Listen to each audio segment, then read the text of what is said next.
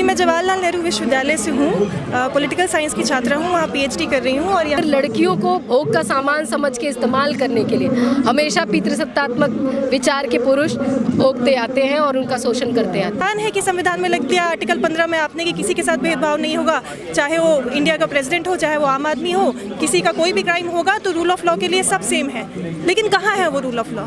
ये तो पूछना पड़ेगा। ये तो सरकार बताए कि रूल ऑफ लॉ कहाँ किसके ऊपर लागू कर रही है, बस आम आदमियों के ऊपर लागू कर रही है। सर उनकी इतनी हिम्मत भी हो जा रही है कि इतने सब एफआईआर के बाद भी और सुप्रीम कोर्ट के ऑर्डर के बाद भी खुलेआम घूम रहे हैं, माला पहन के सब जगह प्रदर्शन भी कर रहे हैं कि और मीडिया वालों के साथ बात भी कर रहे हैं खुलेआम कि हम इस्तीफा तभी देंगे जब उनका प्रदर्शन खत्म होगा। तो ऐसे गुंडा राज में क्या ही कहा जाए। पूछ रहे हैं कि सब कुछ हो चुका है तो अब कितने दिन तक ऐसे झुलाएंगे, और सरकार शायद गूंगी हो चुकी है, बहरी हो चुकी है, तो कब तक चलेगा ये तो हम लोग भी नहीं जानते हैं।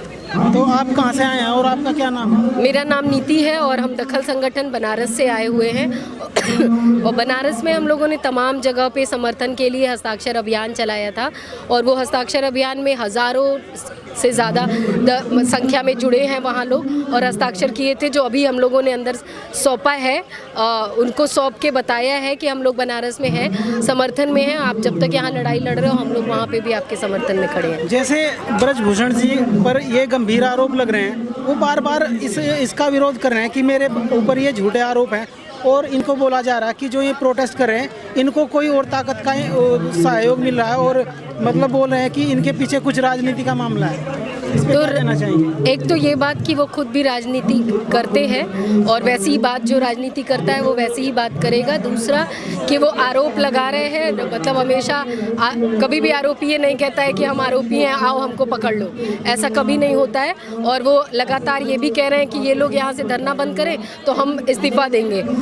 उनकी इतनी हिम्मत भी हो जा रही है कि इतने सब एफआईआर के बाद भी और सुप्रीम कोर्ट के ऑर्डर के बाद भी खुलेआम घूम रहे हैं, माला पहन के सब जगह प्रदर्शन भी कर रहे हैं कि और मीडिया वालों के साथ बात भी कर रहे हैं खुलेआम कि हम इस्तीफा तभी देंगे जब उनका प्रदर्शन खत्म होगा। तो ऐसे गुंडा राज में क्या ही कहा जाए। और ऐसे लोगों की बात अगर जनता सुन रही है और उनको विश्वास हो रहा है तो ये पूरी जनता भी अंधी हो चुकी है शायद। और लड़कियों के साथ आज से नहीं, हमेशा से होता आया है कि जहाँ भी लड़कियाँ आगे बढ़ना चाहती हैं उनको रोकने के लिए या फिर लड़कियों को भोग का सामान समझ के इस्तेमाल करने के लिए हमेशा पितृसत्तात्मक विचार के पुरुष भोगते आते हैं और उनका शोषण करते आते हैं। तो यहाँ पर मेरे साथ और भी एक्टिविस्ट हैं, उनसे भी जानने की कोशिश करते हैं। मैम, सबसे पहले आप भी बताइए, आप ये जो लेकर आए हैं we the women of India, इसके बारे में बताइए। ये आपने मतलब क्या मैसेज देना चाहते हैं आप इसके माध्यम से? जी, ये महिलाओं की सॉलिडारिटी का मैसेज है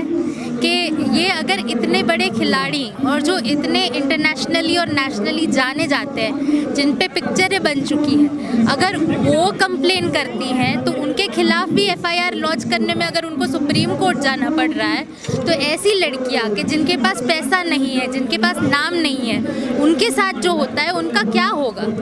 तो ये बात सिर्फ चंद महिलाओं की नहीं है, ये उन हर महिलाओं की है जो उत्पीड़न से गुजर रही हैं, लेकिन उनके पास कोई प्लेटफॉर्म नहीं है कि वो अपनी आवाज़ उठा पाए। अगर ये नहीं होते गोल्ड मेडलिस्ट तो क्या मीडिया इसको कवर करता? क्या इतने संगठन समर्थन में उतरते? कितने बलात्कार होते हैं हमारे यहाँ पे रोज़ बरोज़, कोई उठता है? गुस्सा ही खत्म हो गया है, ऐसा लगता है जैसे आम चीज़ हो गई। तो हम बस यही बताने आए हैं कि ये सभी महिलाओं का साझा संघर्ष। जी, तो आप हमें ये बताइए, ये इतने बड़े स्टार होने के बाद भी इंटरनेशनल इन्होंने बहुत से गेम जीते हैं, जैसे आप ओलंपिक हो गया, कॉमनवेल्थ गेम हो गया और एशियन चैम्पियनशिप, तो इतने बड़े मतलब खिलाड़ी होने के बाद भी सरकार क्यों मतलब इस तरह कर रही है? क्यों एक तरफा कार्रवाई दिखाई दे रही है? उनके पक्ष में कोई एफआईआर हुआ पर आगे की प्रोसेस कुछ भी नहीं हुआ। ये जो सरकार है इसकी जो सोच है ये महिला विरोधी है कि महिलाएं जब तक उनके हिसाब से चल रही हैं तब तक ठीक है, चाहे वो कोई अनजान महिला हो या कोई बहुत जानी मानी महिला। The minute she will complain, the minute a महिला विल कंप्लेन, ये लोग इनके खिलाफ खड़े होंगे। नहीं फ़र्क पड़ता कि वो महिला कितने बड़े स्टेज पे है या कितना बड़ा उसका नाम है। इनकी विचारधारा है कि महिलाओं हमसे कमतर है और वो कंप्लेंट नहीं कर सकती, हम मर्द चाहे जो भी करें। तो ये विचारधारा से ये लोग आते हैं, इसीलिए चाहे कोई भी महिला हो इन्हें फ़र्क नहीं पड़ता। आप कहाँ से आए और आपका क्या नाम है? मैं JNU की छात्रा हूँ, जानवी नाम है मेरा, और हम लोगों का एक JNU के अंदर ही एक विमेन स्टूडेंट्स का ग्रुप है, we the women of India. तो हम लोग आज दखल के समर्थन में यहाँ पे आए हैं। सभी लोग आए? जी, ये सब लोग बिखर गए हैं थोड़ा। किस चीज़ के छात्र हैं, जैसे PhD?